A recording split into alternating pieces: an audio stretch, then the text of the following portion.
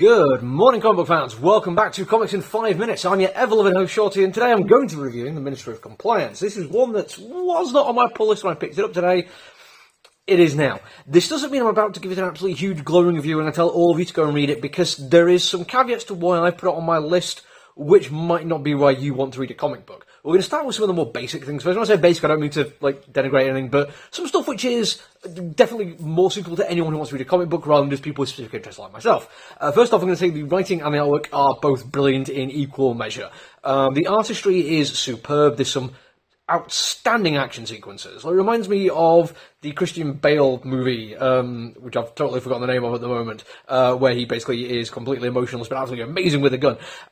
There's something about the motion that we see even on the still image which absolutely brings that kind of frenetic energy to life. And not just that, but there is some really wonderful close-up conversational sequences where people are talking to each other on an airplane is still exceptionally tense because of how it's angled and what we see. If I'm going to give any small criticism, I think the colouring in it is slightly oversaturated at times, but also there are times when it loses itself in the background and goes a little bit bland.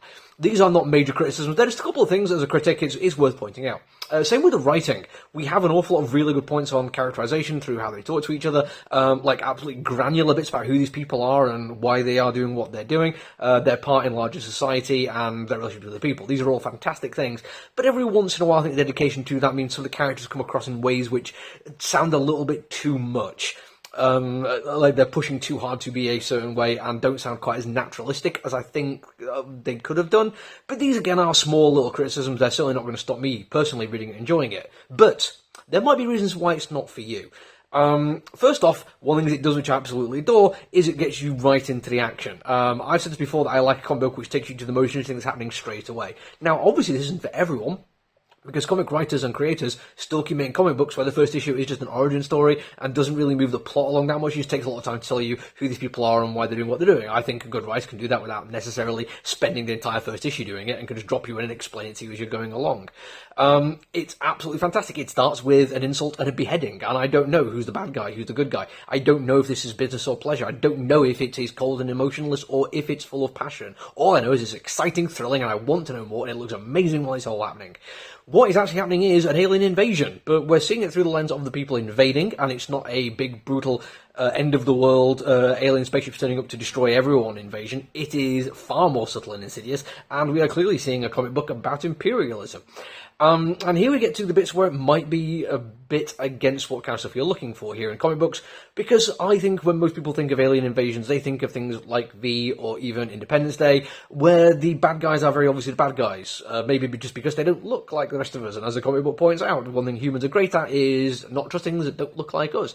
But also, we're seeing it from their point of view, who look very human and behave in awesome ways and can use things that physically should be able to work. And we're supposed to, I think, maybe even sympathise with our POV characters. But there is intrigue and bigger things going on. And honestly, can we sympathise with them? These are colonialists. They are people coming in to basically destabilise world governments, to set people against other people, turn up in the ensuing chaos so they can asset strip the world in a way that's only good for them. Very much like colonialists do. But here's the thing, this should be a challenging kind of story. The target audience for comics published in the English language by IDW is almost certainly English-speaking Americans and Europeans. And it's kind of hard to say that we haven't all, at least in some kind of way, especially if you look like me, benefited from colonialism and imperialism.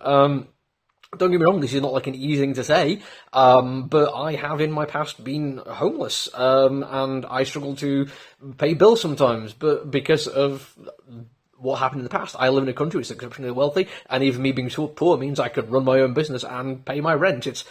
I do quite well based on things that happened decades and centuries in the past, and these were because of imperialism and colonialism, and I think challenging our take on this is good. Do we sympathise with these characters who are just doing their job, or do we see them as an aggressive invading force? Would we fight back against them in the way that they did in something like Independence Day? I don't think this is going to be an easy comic book for some people to read, especially the kind of people who talk about not erasing history while also never reading any history which actually challenges their ideas that they are from the best country and they are the best people.